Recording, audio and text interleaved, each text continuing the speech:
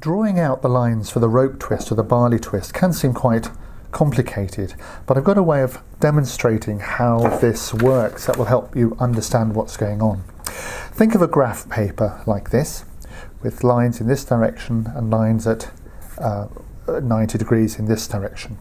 Now if we were to draw a line across these squares like this, and then we were to wrap this around like this, wrapping it around a cylinder, and effectively there is the twist that's going to go around our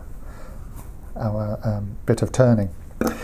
So we need lines that go in this direction, which are along the axis of the candlestick, and lines going in 90 degrees, which are spaced out. And depending on how we draw these lines, we'll get a different pitch. So we can have it from here, or we can have it down like that, up or down, this sort of thing.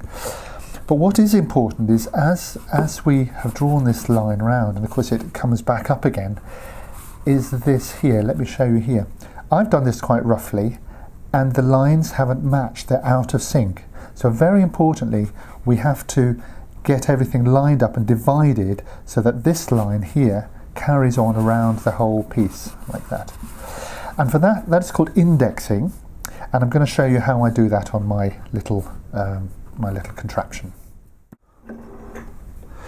What I've got is a piece of wood, a piece of board that is exactly the same height as the center point when this is fixed in the vise. So when I put my carving in here, I know that this line here goes from the center to the center. So at any point where I choose to make it, I can draw a line along the axis. So this is the one line, but where exactly do we draw them? And that's where the actual indexing comes in, where we divide this up this way.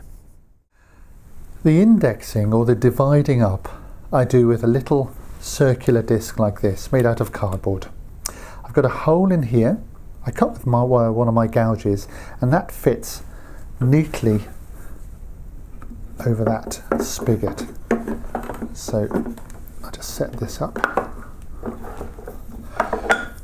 So here's the indexing plate here in place, and this can turn. It's important that this indexing plate, the little disc here, doesn't move. So I'm just going to pop a little screw in there. If I can find the hole, which you can never find when you want it. A little pin, something like that, just to stop it moving.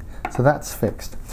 So what you do is, this is divided into 8. I think that's a good number. You would mark one of the points here, and then you would move that to the next one across here, and you'd mark that next one there, and so on. And this way you could divide the circumference up very accurately into its parts. Then from here, you take your piece of board, you line up the mark, and you can draw your horizontal, your axial line on the wood. So divide the whole thing up and draw these along this way. So we've got one set of lines for our graph, and what we need are the other lines that go around the circumference. Now, to step these off, I think a good distance is the same as the distance here. So I want to step off a series of lines across the circumference, and the best way to do that, I find, is to use the same board and to mark this spacing on the board. And I've made, with a little triangular file, a groove on each one. So when I put the board there like that, and I put my pencil on there and spin it, I get my line.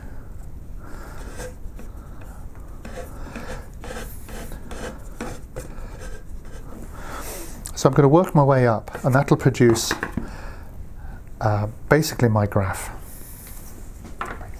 Last thing we need to do is to draw from corner to corner. Now we could do this by eye with just our pencil like this. Just work this across, because we're going to carve through that. Or we could use a bit of masking tape like this, and that'll help us. And join corner to corner like this sort of thing. You work your way around, and then obviously go all the way around, and then you could draw it in using the masking tape as a guide, that sort of thing. Now this line here from corner to corner, that represents now the width of our rope here.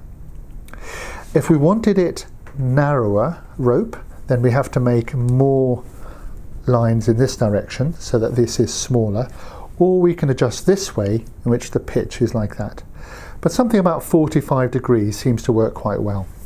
So we need to draw all these lines in, and remember that one candlestick goes this way and the other candlestick will go that way. Well, the marking out does take a little bit of time, but it's worth being accurate because the candlestick in the end will look the better for it. So with this, we are now ready to start carving.